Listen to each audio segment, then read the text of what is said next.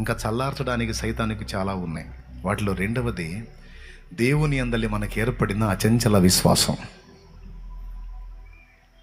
విశ్వాసం కూడా ఒక జ్వాలే మనలో, అదొక టైపు జ్వాల. దాన్ని కూడా చల్లార్చడానికి, విశ్వాసాన్ని దిగజార్చడానికి, దాన్ని మన నుండి తొలగించడానికి కూడా నిరంతరం కుట్ర జరిగిద్ది, దాడి జరిగిద్ది. మనలో దేవుడు ఏర్పరిచిన విశ్వాసాన్ని దెబ్బతీయటానికి కుట్ర చేస్తాడండి వాడు. చాలాసార్లు మనం విశ్వసించినవి ఒకటైతే రివర్స్ జరుగుతాయి. మనం ఏదో అనుకుంటాం కానీ ఏదో జరిగిద్ది. ఇప్పుడు మనకి మీరు ప్రభువుని నమ్ముకున్నాం, ఈ సమస్యలన్నీ ఒక కొలికి వచ్చేసి బెస్ట్ ఫ్యూచర్ లభించిద్దని విశ్వసిస్తాం. కానీ ఇంకా వేరే వేరే జరుగుతాయి, కొన్ని ఊహించని చేతులు కూడా ఎదురవుతాయి. అప్పుడు మన విశ్వాసం మారిపోయింది. నేను ఏదో జరిగిద్ది అనుకుంటే ఏదో జరిగింది. నాకు ఏం చేశాడు దేవుడు? ఉన్న గాయాలే ఎక్కువైపోయి అల్లాడుతుంటే మళ్ళీ కొత్త గాయాలు 4 తయారైనాయి. ఉన్న శ్రమలతోనే తట్టుకోలేక అల్లాడుతుంటే మళ్ళీ 4 కొత్తవి జోడీ అయినాయి. దేవుడు కూడా నన్ను కనికరించట్లా. దేవుని రెక్కల నీళ్ళలో కూడా నాకు ఆశ్రయం దొరకల. దేవుడు కూడా నేను అనుకున్నట్టు చేయలే అని కొంతమంది విశ్వాసం ఓడ బద్దలైపోయినట్టు బ్లాస్ట్ అయిపోయింది. దేవుణ్ణి కూడా వదిలేసేవాళ్ళు ఉన్నారు. మీకు తగలలేదు ఎక్కడ? ఏందో వదినా రావట్లేదు, రావదినా అంటే ఏం వస్తావు వదినా, ఏం జరిగింది?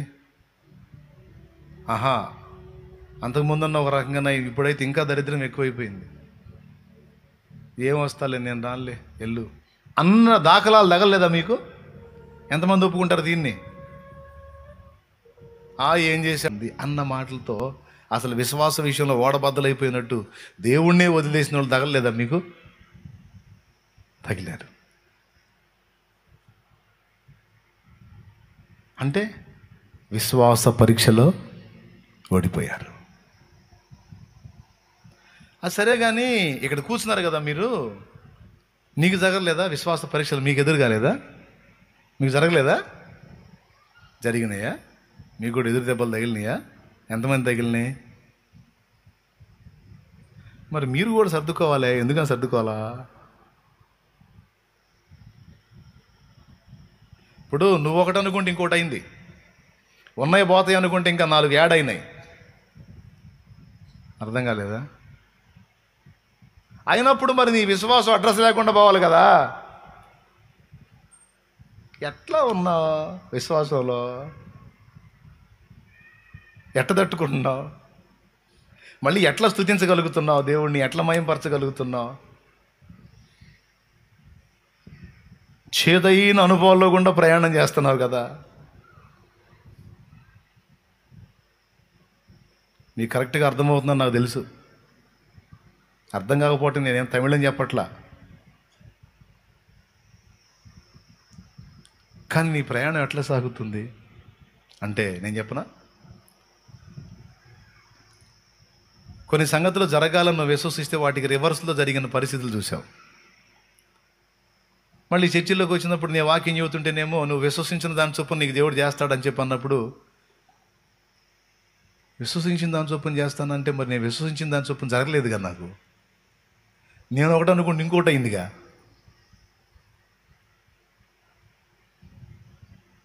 మరి జరగలేదుగా అనిపించినప్పుడు నువ్వేమనుకున్నావో తెలుసా? ఏమనుకుంటే నిలబడ్డావో తెలుసా? నేను దేవుణ్ణి నమ్ముకున్నాను, ఆయన నాకు జరిగించే కార్యాలన్నిటినీ కూడా నా మేలుకు తీసుకొస్తాడు అనేది అయితే నాకు తెలుసు. ఇప్పుడు నేను ఇలా జరగాలని విశ్వసించాను, అది అలా జరగల, అది ఇంకోలా జరిగింది. ఇంకోలా జరిగిందంటే నేను అనుకున్నట్టు జరిగితే నాకు నష్టం, ఇంకోలా జరిగిందంటే అది దేవుడు అనుకున్నట్టు జరిగింది. ఒకవేళ ప్రస్తుతానికి అది నాకు చేదుగా నష్టంగా కనపడుతున్నా తుదకది లాభంగా మారేటట్టు దేవుడు చేయగలడని విశ్వసించావు. తుదకు అదే నాకు ఫేవర్గా మారేటట్టు దేవుడు చేయగలడని విశ్వాసాన్ని ఏం చేసావంటే రెట్టింపు చేశావు. దాన్ని ఎటు తిప్పుకున్నావు తెలుసా?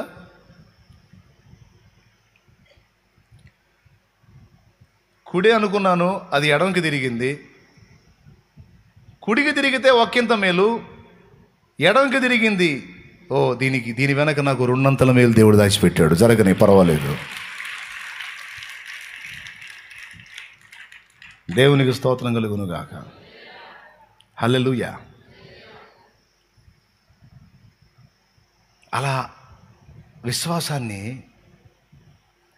విశ్వాసాన్ని చల్లారు నీలా అధిక విశ్వాసంగా మార్చుకున్నావు.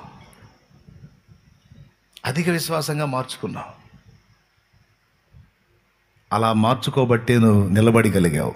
లేకపోతే ఎప్పుడో అవుట్. చదువు కొనసాగిద్ది అనుకున్నావు, ఆగిపోయింది. ఉద్యోగం వచ్చింది అనుకున్నావు, రాలేదు. వ్యాపారం లాభించిద్ది అనుకున్నావు, పోయింది అది. పంట వేసావు, సమృద్ధి కాసిద్ది అనుకున్నావు, పోయింది అది. ఇలాంటి నష్టాల్లో ఏమనిపించింది? ప్రార్థన చేశాను, ప్రార్థన చేసే మొదలుపెట్టాను, ప్రార్థన చేసే నాటాను, ప్రార్థన చేసే ఎగ్జామ్ రాశాను, ప్రార్థన చేసే ఇంటర్వ్యూకి వెళ్ళాను. అన్నీ ప్రార్థన చేసి విశ్వాసంతోనే చేశాను, కానీ ఏవి ముందుకు రాలేదు. నాకొద్దు దేవుడు, నాకేం చేయలేదు అని ఒకడు సర్దుకుంటే ఇంకొకడు ఏమనుకున్నాడు తెలుసా? నాకు దీన్ని రానిలేదు అంటే ఇంతకంటే శ్రేష్టమైనది ఏదో దేవుడు డిసైడ్ చేశాడు. ఇంతకంటే ఉన్నతమైనది ఏదో నాకు దేవుడు దాచి ఉంచాడు. ఆయనకి అసాధ్యమైంది ఏముంది? 8,000 ఉద్యోగం రాలేదన్నా, నేను సాఫ్ట్వేర్ చదివాను, ఖాళీగా ఉంటున్నానని ఒక 8,000 జాబ్కు ట్రై చేస్తే రాలేదన్నా, నా బతుకు పాడుగాని అన్నాడు ఒక తమ్ముడు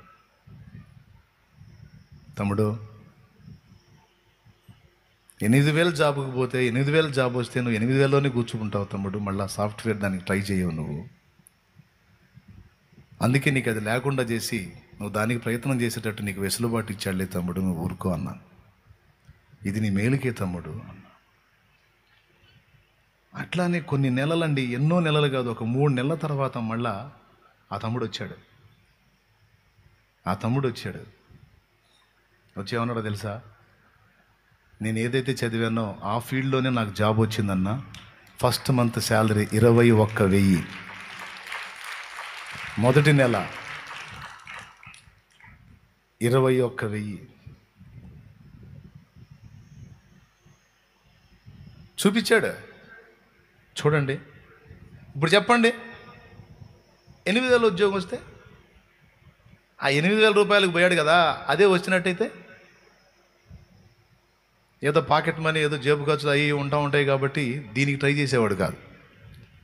ఎందుకంటే ఆ 8,000 ఒకేసారి 4 ఏళ్ళు పెంచడానికి 12 ఏళ్ళు ఇంకా చాలేరా బాబు అనుకుని ఫిక్స్ అయిపోయే అవకాశం ఉంది. కానీ ఇది ఇప్పుడు చెప్పండి, ఆ ఉద్యోగం రావటం మంచిదా, ఆగిపోవటం మంచిదా? రైట్. ఇప్పుడు నా చదువు ఆగిపోయింది మధ్యలో. ఒకవేళ చదువు కొనసాగినట్టయితే నేనేమైపోయాడిని? ఏ ఉద్యోగస్తున్నా ఏడో తిరుగుతూ ఉండేవాడిని. స్తోత్రం. ఆగిపోవటం నాకు ప్లస్సా మైనసా? మరి కాళ్ళ ముందు చూపు చూస్తే ఎట్టండి? కాళ్ళ ముందు చూపు చూసేవాడికి విశ్వాసం ఉండదండి, ఊస్టింగ్ అయిపోయిందండి, ఉస్ అయిపోయింది. కాళ్ళ ముందు చూపు కాదు,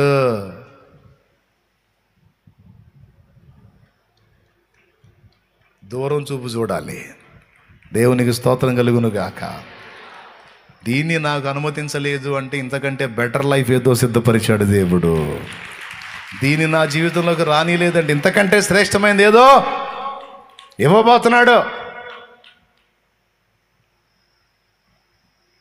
ఈ స్థలం దక్కిద్దేమని ఆశించా, దక్కలేదు. అది కాదు ఆశించా నిజంగానే నేను. అటు చూడండి, అది ఇప్పుడు ఇది అయిద్దా? డౌట్ లేదా? ఆమెన్. అది కానీ బిల్డింగ్లు అయినాయి చూడు, అది అటు పక్క, అది ఆశించా, విశ్వసించా, ప్రార్థించా, ఈలే ఎకరమే. నేను ఆశించా, విశ్వసించా, వెళ్ళా, ప్రార్థించా, సంచరించా, అన్నీ చేశా. ఎందుకు రాలా నాకు తెలియదు అని నేను సర్దుకుంటేట. దేవుడేమన్నాడు, ఒరే వెధవాయి, అది ఉన్నది 1 ఎకరం. 1 ఎకరం ఏం ప్రార్థన తోటరా నీ బొంద? ప్రార్థన తోట, సేవకుల సెమినార్ జరగాలి, అందులో బోల్డంత పనులు జరగాలి, బోల్డంత ప్లాన్ ఉంది. ఎకరం చాలదురా, 7 ఎకరాలు కావాలి.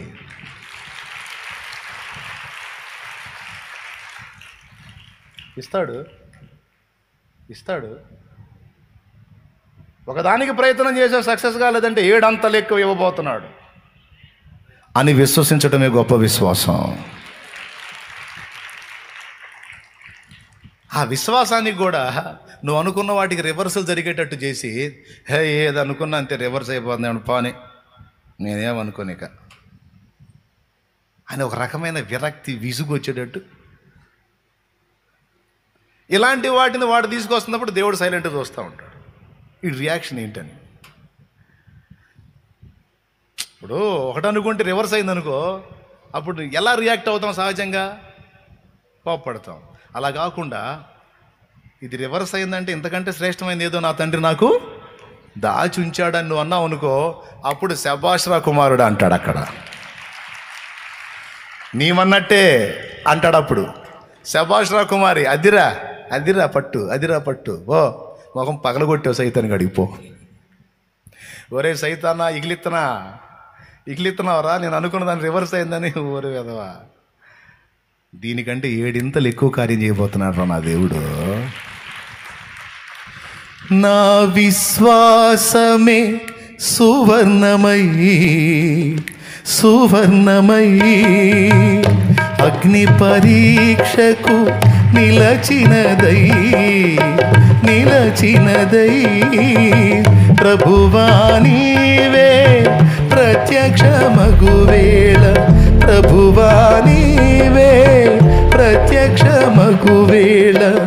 మెప్పు మహిమ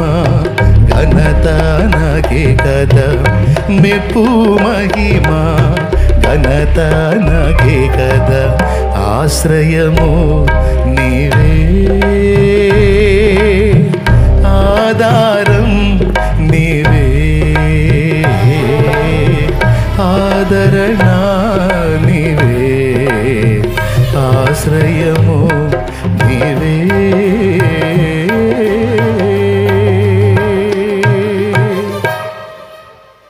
బంగారం కావాలి మన విశ్వాసం, సువర్ణం కావాలి.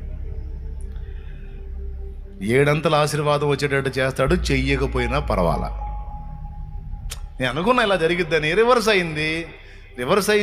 చేశాడంటే దానికి తగినట్టుగా ఇంకా 7 అంతల మేలు వచ్చేటట్టు చేస్తాడు, చెయ్యిపోయినా పర్వాలా. నేను మాత్రం నా తండ్రిని తక్కువ అంచనా వేయను, నేను మాత్రం ఆయన్ని అల్పంగా చూడను. నా తండ్రి అసమాన ధీరుడు, ఏది చేసినా నా మంచిగా తెస్తాడు.